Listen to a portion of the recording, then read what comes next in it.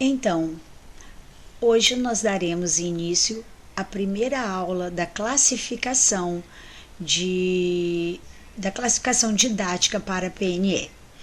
Hoje nós estaremos estudando sobre desvios de inteligência. A nossa bibliografia, da qual será utilizada em todas as nossas aulas, se encontra nesse slide. Vamos lá, pessoal, vamos estudar essa delícia que é o desvio de inteligência, onde nós poderemos conhecer um pouco mais sobre as deficiências mentais. Antes, porém, é importante que vocês entendam as nossas palavras-chave. Essas palavras-chave elas serão fornecidas a vocês no início da aula e vocês irão pesquisar.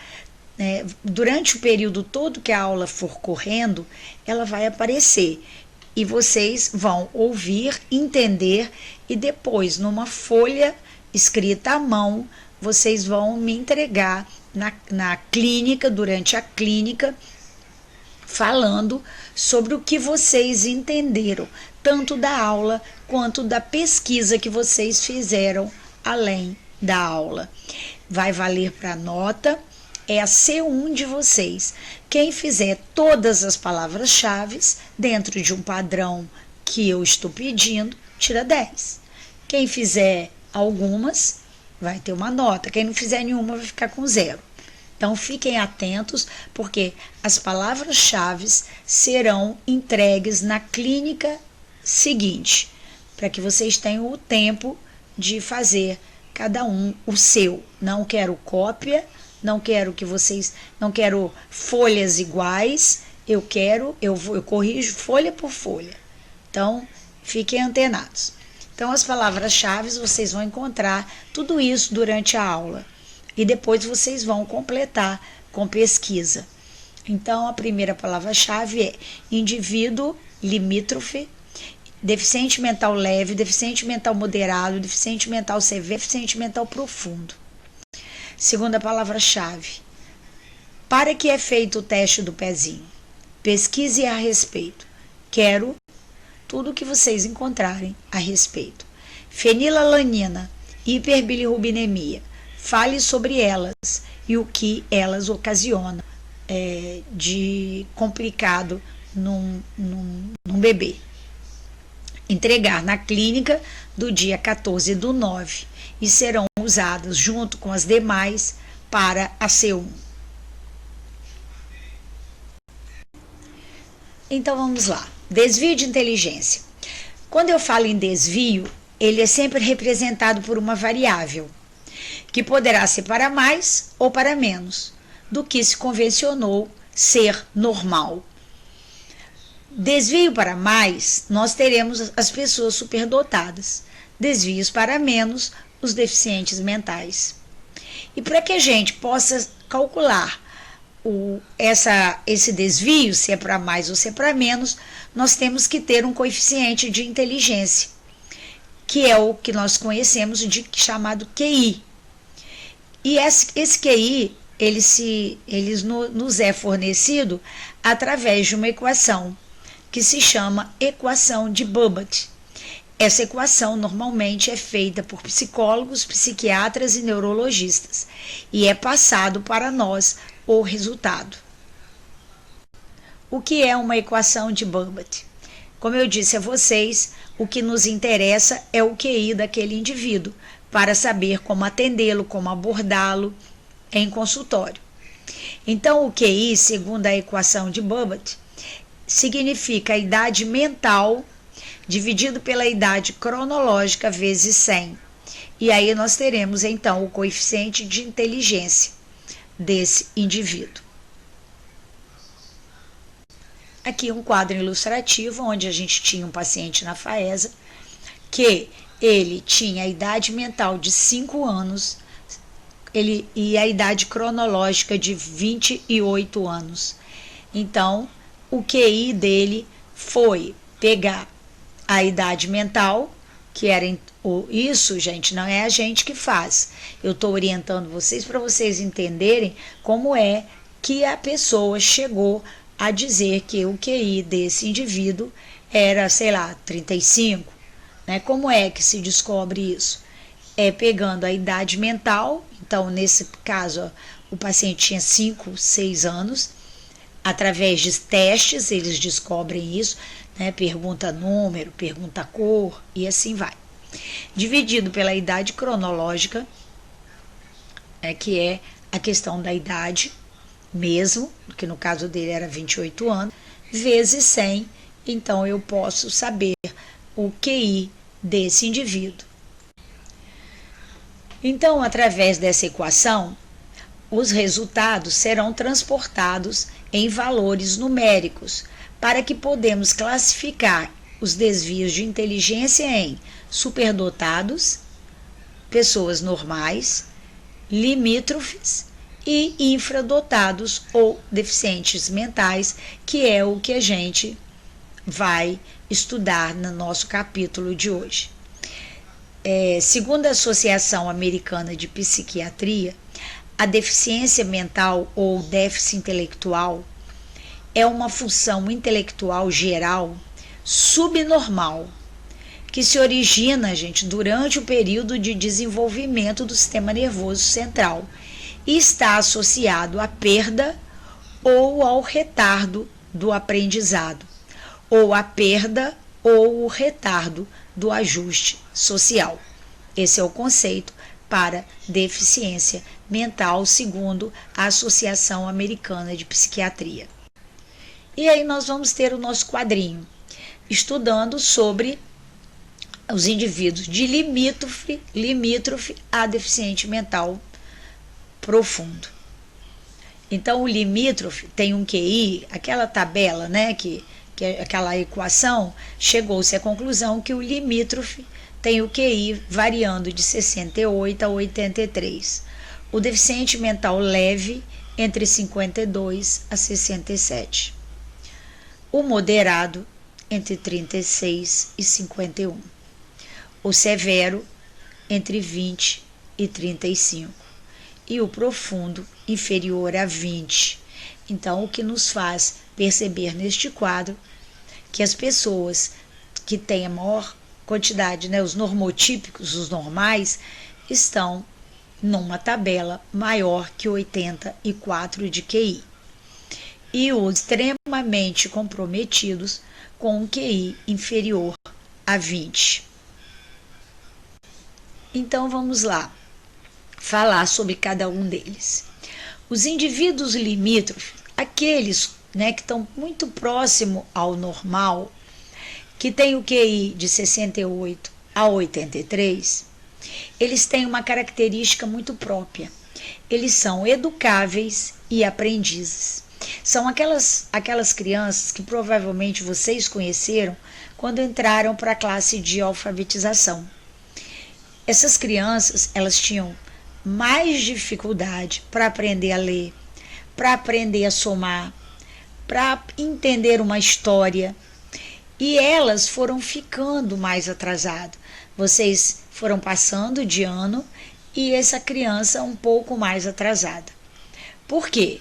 Porque, na verdade, essas crianças, elas são educáveis e aprendizes.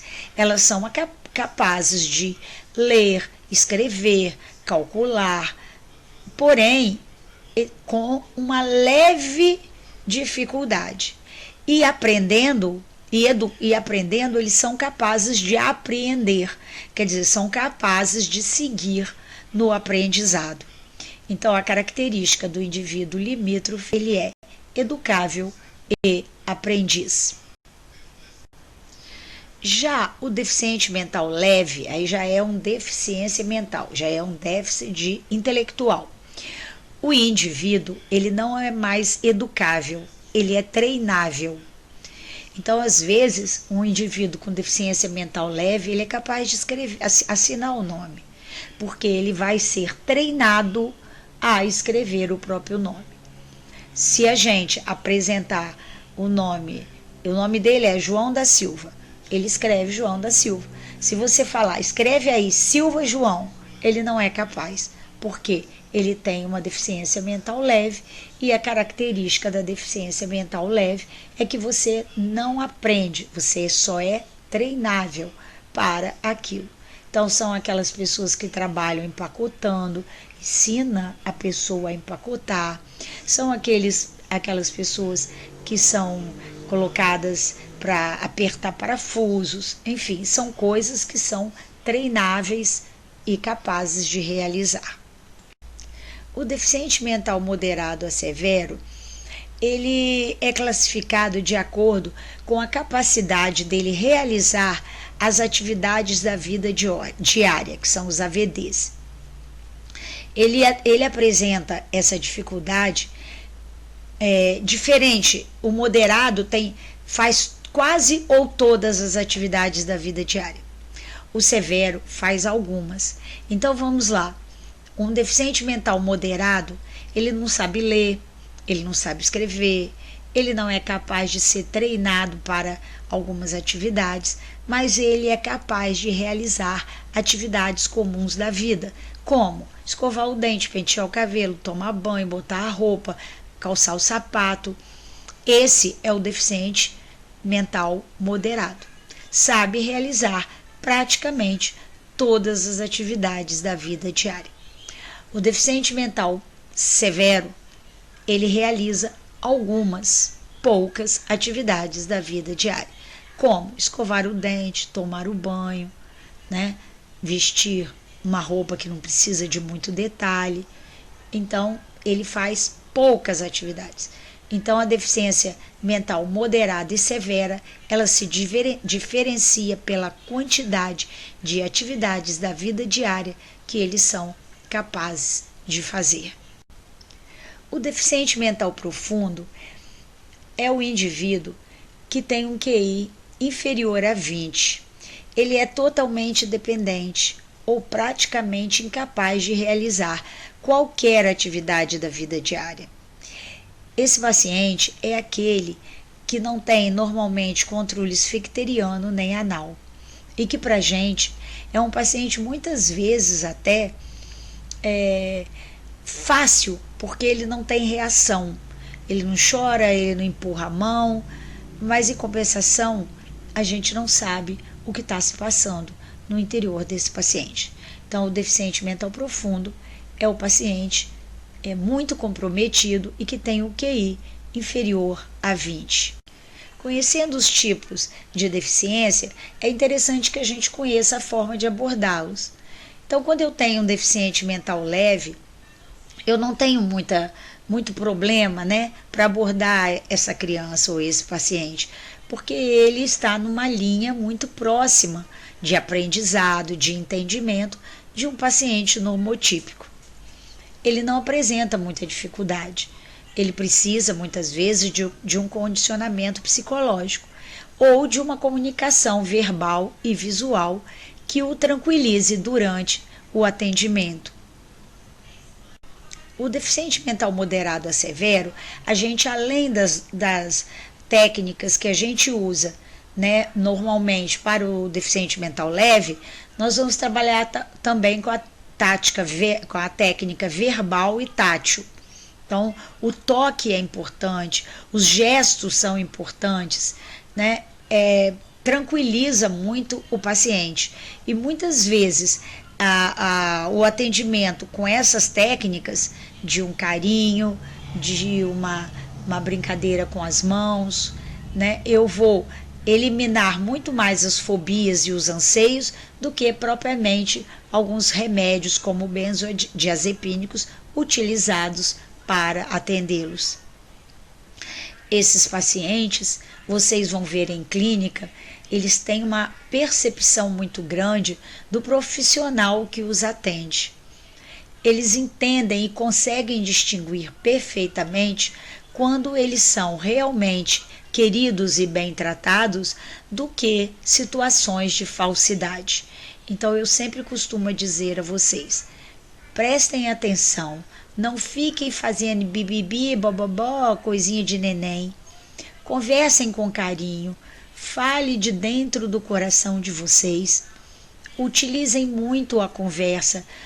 eu sei que nessa época de pandemia vai ser mais difícil essa abordagem, mas eu tenho certeza absoluta, como eu vi na turma que está se formando, que sempre se acha um caminho para se abordar e mostrar o carinho, a dedicação que a gente tem por eles.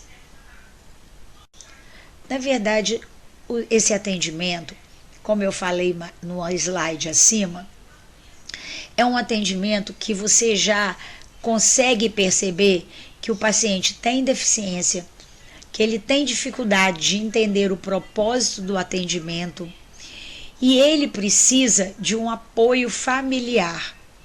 Então, é impossível você atender um paciente com deficiência mental leve a moderada a severa, que você não inclua nesse atendimento a família.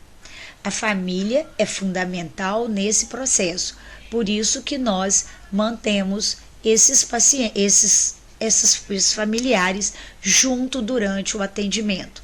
Novamente, explicando que durante a pandemia, essas famílias estão ficando do lado de lá da barreira, mas quando se torna imprescindível a presença, nós solicitamos e nós percebemos que o nosso vínculo com esse familiar é também percebido pelo nosso especial.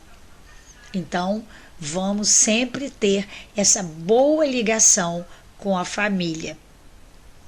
Nós também temos que prestar atenção na abordagem com o nosso deficiente mental. Muitas vezes nós pegamos a deficiência física e achamos que a mental é igual e começamos a falar como se a pessoa fosse extremamente abobalhada, vamos dizer assim, né? Uma palavra bem pesada, mas é por aí mesmo que a gente vê. Então, a minha dica aqui é que vocês comecem sempre com a linguagem mais aprimorada, falando correspondendo à idade do paciente. E se ele sentir dificuldade, vocês vão descendo o grau de entendimento. Então, se o paciente chega e adulto, ou mesmo com 13 anos, e vocês começam a falar dentinho, menininho, boquinha, e muitas vezes eles se retêm, eles ficam muito tristes, porque eles percebem que vocês estão tratando ele de forma não correspondente com o entendimento. Então, fiquem sempre ligados para começar sempre de forma mais aprimorada e ir descendo. Nós temos que observar também que nesses pacientes, muitos deles fazem uso de muitas medicações e muitos ansiolíticos, benzodiazepínicos e anticonvulsivantes, o que faz a gente prestar muita atenção no grau de dificuldade que esse paciente pode apresentar. Claro, se ele toma tantos remédios assim, provavelmente é um paciente que tem histórico de agitado, de agressivo. Então, é um recado para nós, para que fiquemos mais atentos nesse momento. As sessões normalmente são numerosas, vocês vão ver lá na clínica que muitas vezes esses pacientes vêm 1, 2, 3, 4 vezes para que a gente condicione esse paciente a uma rotina dentro do consultório. Como também nossos pacientes da clínica e nossos pacientes que formos fazer atendimento em consultório, eles deverão retornar a cada 4 meses ao consultório, para que a gente nunca perca esse vínculo tão importante entre nós e eles. Essa paciente é uma paciente minha da PAI. Quando ela entrava, ela tinha todo um ritual. Ela entrava, sentava no meu mocho, fazia pose de madame, conversava um monte de coisa que eu não entendia, mas concordava. Depois ela sentava na cadeira odontológica, pedia o espelho, se examinava e me entregava. E aí eu fazia o atendimento. Então observem que tinha todo um ritual que era respeitado, para que eu pudesse ter uma tranquilidade durante o atendimento. Então fica aí um exemplo que as nossas sessões normalmente são mais numerosas do que o padrão que a gente tem de atendimento. Algumas outras observações importantes são palavras que vocês utilizam dentro da clínica e que em PNE com certeza serão abolidas, e eu partirei para uma avaliação quando ouvir vocês falarem de forma errada. Então fiquem atentos, porque as nossas avaliações da clínica de PNE passam muito mais por esses tipos de comportamentos que vocês terão com os nossos pacientes. Nunca utilizem a palavra dor ou medo. Estejam atentos. Se você pergunta, tá doendo? A tendência é que a pessoa diga que sim.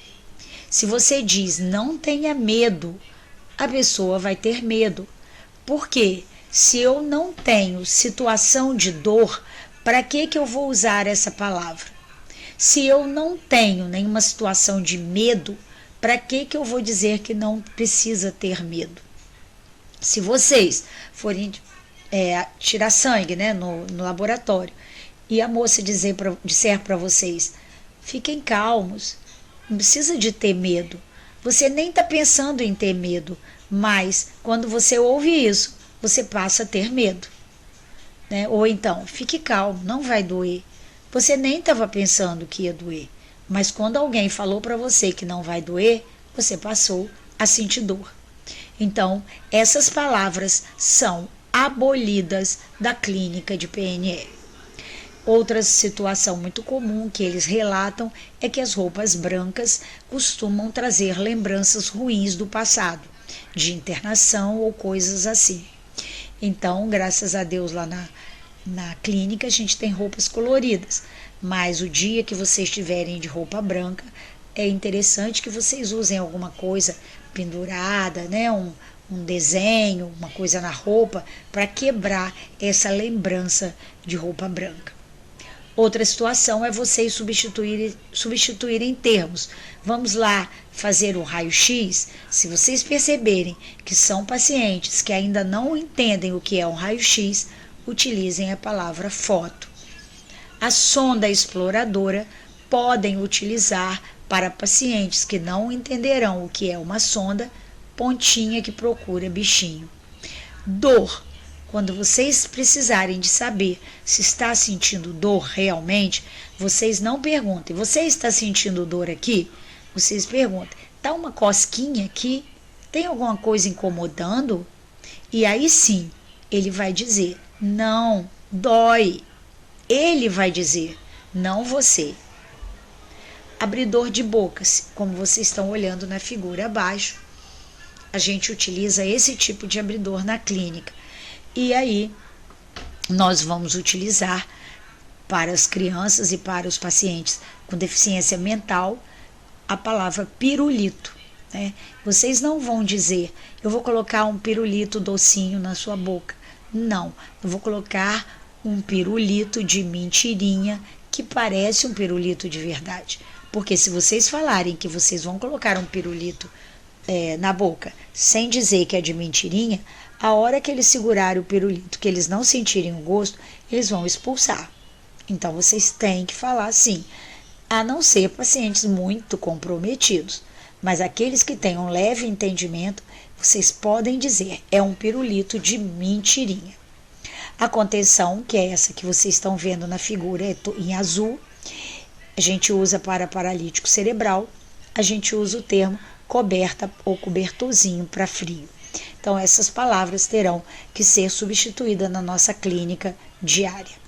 Quando a gente atende um deficiente mental profundo, pode ser muito cômodo, porque ele não reclama, ele não fala, né, muitas vezes, mas é complicado porque a gente nunca sabe o que está se passando com esse paciente. Esse paciente provavelmente da foto será de vocês, ele é paralítico cerebral extremamente comprometido, não tem praticamente nenhuma comunicação a não ser com os olhos. Ele é comprometido físico e neurologicamente, fisiologicamente, e a sua interação é prejudicada. Mas estejam certos que o olhar de vocês, o carinho de vocês, passa através de energia para todos esses pacientes que infelizmente não poderão se comunicar normalmente com a gente. Então, a gente consegue fazer o máximo possível de interação com eles para que a gente possa ter o maior suporte necessário para realizar o atendimento. A deficiência mental, ela apresenta-se para nós de várias formas e de várias causas e em vários períodos, desde o pré-natal até o pós. E é o que a gente vai ver, as causas das deficiências. Causas pré-natais. Nós temos, por exemplo, as cromossomopatias, todas as doenças relacionadas a cromossomo. Um dos exemplos de cromossomopatia é a síndrome de Down. Todo Down possui deficiência mental, seja ela leve, moderada, severa ou profunda.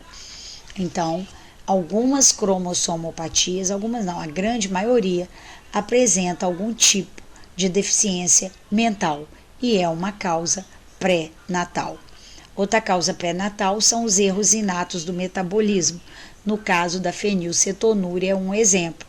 A fenilcetonúria é uma desordem no metabolismo do aminoácido fenilalanina, pela deficiência da enzima, qual? Fenilalanina hidroxilase, causando com isso um acúmulo da fenilalanina na corrente circulatória e, consequentemente, impregnação das células do sistema nervoso central, levando a uma deficiência mental.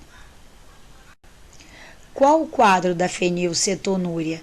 Os pacientes são normais nos primeiros meses de vida, porém, em torno do 3º ou 4º mês, começa o atraso do desenvolvimento, ele começa a regredir o aprendizado, chegando ao 2º ano de vida totalmente deficiente mental.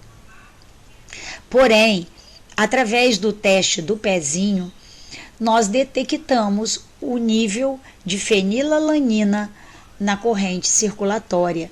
Então, o bebezinho, com 10 dias de vida, vai lá, faz o teste do pezinho, detecta fenilalanina em excesso, e aí essa criança começa uma dieta rigorosa, precoce, sem proteína, né, sem fenilalanina. Então, qual é essa dieta? Puramente vegetariana.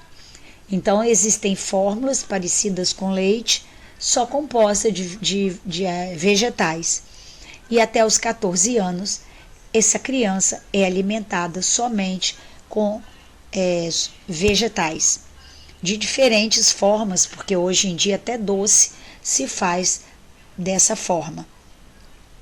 Então, nesse caso, a criança se alimentando perfeitamente dessa forma, ela não vai desenvolver a deficiência mental, não vai ter impregnação da fenilalanina no cérebro, e aí, consequentemente, são indivíduos normais. Então, o teste do pezinho é muito importante para detectar a fenilcetonúria no bebê e para tratá-la precocemente, evitando a deficiência mental. Se vocês olharem no quadrinho aqui de baixo do pezinho ali, vocês vão ver que existem inúmeras outras doenças que também se detectam com o teste do pezinho. Inclusive a anemia falciforme, que é tão importante, fator preventivo. Mas a fenilcetonúria foi a primeira que se estudou no teste do pezinho e que leva à deficiência mental. Causas ambientais por infecção materna. Citomegalovírus é uma infecção crônica do grupo da herpes vírus. E essa infecção crônica é caracterizada por períodos de latência e reativação. Sendo o homem o único hospedeiro, após uma infecção aguda, o vírus ele não é eliminado do organismo, permanece ali quietinho, latente. Então, uma mãe que teve citomegalovírus e não foi tratado, ela pode ter aquele vírus no organismo e durante a gestação ele aparecer. A contaminação pelo vírus é interhumana. Então, uma mãe pode pegar o vírus citomegalovírus através de contatos íntimos, né, e secreções biológicas como salivas, lágrimas. Também pode ser passado para o bebê através de leite materno. Através de secreção, a mãe pode adquirir através de secreções genitais e urina, também são fatores. E passando para o bebê durante a gestação, através da placenta. Ao nascimento, corre o risco também da mãe estar com secreção vaginal com o citomegalovírus e na hora da criança nascer de parto normal, ela se contaminar. E não se esquecendo que esse tipo de contaminação leva à deficiência mental. Outra doença congênita que leva à deficiência mental é a sífilis. É decorrente do triponema pálido e ele é presente na corrente sanguínea da gestante. Passa para o bebê, para o feto, através da barreira placentária. A transmissão pode ocorrer em qualquer fase da gestação, estando, entretanto, na dependência do estado da infecção da mãe. Quanto mais recente for a infecção, lógico que mais treponema estarão circulando. Portanto, mais gravemente o feto será atingido. Quando eu tenho uma infecção antiga, que leva à formação progressiva na mãe de anticorpos, a infecção no feto será menor, consequentemente, produzindo menos lesões na criança. Uma das doenças da sífilis é os dentes de Hutchinson. O bebê terá essas 3 características patognomônicas quando nasce com a sífilis. É a que a gente chama de tríade de Hutchinson. O dente de Hutchinson são os incisivos em forma de chave de fenda, como vocês estão vendo na foto. Também apresenta ceratite intestinal, né, onde a córnea fica totalmente opaca. E a sífilis, ela apresenta uma face no bebê muito estigmatizada. Você olha o bebê e consegue perceber que aquela criança tem deficiência por sífilis congênita. Quais são essas características? Hipoplasia do maxilar, o palato extremamente ogival, prognatismo mandibular, nariz em sela e bossa frontal. Outra causa ambiental por infecção materna é a rubéola. É uma doença que afeta os bebês cuja mãe contraiu o vírus da rubéola durante a gravidez. Esse vírus é encontrado na secreção faríngea e a sua transmissão é de indivíduo para indivíduo. A mãe infectada passa o vírus através da placenta ao feto. O diagnóstico é por sorologia e cultura viral e não há tratamento específico. Então, todas as moças, todas as mulheres devem sim fazer a vacinação contra a rubéola. Se alguma de vocês não fez, vá fazer. Porque muitas vezes a gente ouve a jovem dizer: não, nem namorado eu tenho, não, eu não quero filho tão cedo. Mas a vida, né, é uma caixinha de surpresa. E por que eu vou correr riscos de ter um filho com deficiência mental se eu posso me prevenir tomando a vacina? Então fica aqui a dica para todas vocês. E a atenção de que a rubéola, uma vez contraída na gravidez, causa inúmeras deficiências e dentre elas a deficiência mental. Uma outra causa muito comum é a toxoplasmose. Ela é causada pelo protozoário Toxoplasma gondii.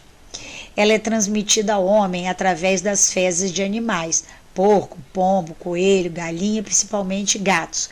Quando eles falam em gatos, fiquem atentos. Não é aquele gatinho bonitinho que fica na casa da gente, super mega bem cuidado, que não tem contato com a área externa da casa, aonde passa rato, passa cocô de porco, né? Não é galinha, é aquele gato em casa. Esse não tem perigo da toxoplasmose. A toxoplasmose, ela é perigosa porque as pessoas, os gatos, vamos dizer, ficaram famosos por isso, porque eles saíam muito, iam para a rua. Então, quando você pega um gatinho de rua, você tem sim riscos de adquirir a toxoplasmose. O pombo é extremamente perigoso para a toxoplasmose. A transmissão transplacentária é possível somente se a infecção materna ocorrer durante a gravidez. Então, assim, se você tem a toxoplasmose e fizer lá o preventivo antes de engravidar e der positivo, eles tratam a toxoplasmose antes de você engravidar. O risco é quando você tem a toxoplasmose durante a gravidez. A doença congênita, com manifestação predominantemente neurológica, apresenta-se com corioretinite, hidrocefalia, meningoencefalite, calcificações cranianas, convulsões, microcefalia, catarata, entre tantos outros comprometimentos. Causas perinatais, né? As causas perinatais são causas que dificultam durante o momento que a criança está nascendo, que o feto está, que a criança está vindo ao mundo. Então, quais são as causas perinatais? Asfixia, prematuridade, né? As crianças muito prematuras, elas podem apresentar o quê? Dificuldade de fazer oxigenação no cérebro e com isso ter lesões no cérebro e causar deficiência mental. A questão do trauma de parto, né? Então, as crianças que às vezes são retiradas a fórceps e algumas outras formas mais agressivas, que pode lesar algumas áreas do cérebro e causar deficiência mental. E a hiperbilirrubina, que nós vamos ver no slide seguinte. A hiperbilirrubinemia é um excesso de bilirrubina na corrente circulatória no bebezinho que acabou de nascer, apresentando características de olhos amarelados, peles amareladas e levando então a um acúmulo dessa substância nos gânglios basais, causando, se não tratado, a deficiência mental. Para que isso não ocorra, as maternidades colocam esses bebês em pequenas incubadeiras com luz própria para degradar a bilirrubina, né, os pigmentos biliares. Então, o tratamento é fototerápico, onde a luz degrada a bilirrubina, que é eliminada pela urina. Então, a nossa percepção sobre a hiperbilirrubinemia é que, quando tratada, ela não causa deficiência mental. Porém, se uma criança apresentou grau elevado de bilirrubina e não foi tratado, o cérebro se impregna de bilirrubina e a deficiência mental ocorre. Causas pós-natais. Todas as condições patológicas que alteram o desenvolvimento da criança, do bebê. Podem ser neuropsicomotores, pode ser por desnutrição, por radiação, por impregnação de elementos químicos e por infecção do sistema nervoso central, como no caso dessa nossa paciente, que eu já até relatei sobre ela, que nasceu com uma mancha, mas nasceu de baixo peso, então ela teve uma infecção do sistema nervoso central através da meningite, né? Então vai acontecer a inflamação das meninges através da invasão das bactérias, né? E pode ocorrer, neste caso, sinais de sepsis, excitabilidade do sistema nervoso central, ou letargia, convulsão, vômito, irritabilidade, abaulamento de fontanela, e com isso levando a um comprometimento grave e a uma deficiência mental. Então, é uma das causas pós-natais. Esse slide, ele vem nos chamar a atenção para as prevenções da deficiência mental. Nós vimos que existem inúmeras situações possíveis de serem prevenidas. No caso da rubéola, que se toma a vacina, no caso da hiperbilirrubinemia, que se faz terapia com luz, no caso da fenilcetonúria, que se utiliza o teste do pezinho, no caso da toxoplasmose, que faz o pré-natal para detectar se tem. Então, existem inúmeras situações que, se tomando o protocolo, as providências necessárias, a criança fica totalmente livre da deficiência mental. Então, é muito sério isso. Nós, como profissionais da saúde, temos que estar sempre atentos, orientando, ajudando as gestantes que chegarem até nós a enxergarem a importância de uma prevenção para a deficiência mental. Para finalizarmos, segue aí o conceito de Krinsky sobre a deficiência mental. Krinsky diz que a deficiência mental, ela não se apresenta como uma moléstia única. Nós vimos quantas e quantas moléstias são vetores para uma deficiência mental. Então, ele diz que a deficiência mental não se apresenta como uma moléstia única, mas sim um complexo conjunto de sintomas das mais variadas etiologias e quadros clínicos diferentes, cujo denominador comum é a insuficiência intelectual ou a deficiência mental. Deveríamos ser que nem os deficientes mentais, que devem nos ver apenas como pessoas diferentes e não como loucos. Que nós tenhamos a mesma visão de nós para os deficientes mentais. Eles não são pessoas comprometidas a ponto de nós não os respeitarmos e os tratarmos com dignidade. São apenas pessoas diferentes, como nós também somos. Muito obrigada por vocês terem participado da nossa aula, participado de todos os momentos, todo o aprendizado.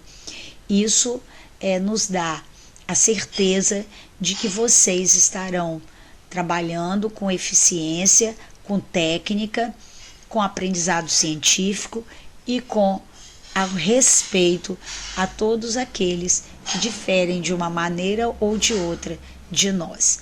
Muito obrigada e vamos em frente com as nossas aulas e já com as nossas clínicas. Um abraço, turma, até mais!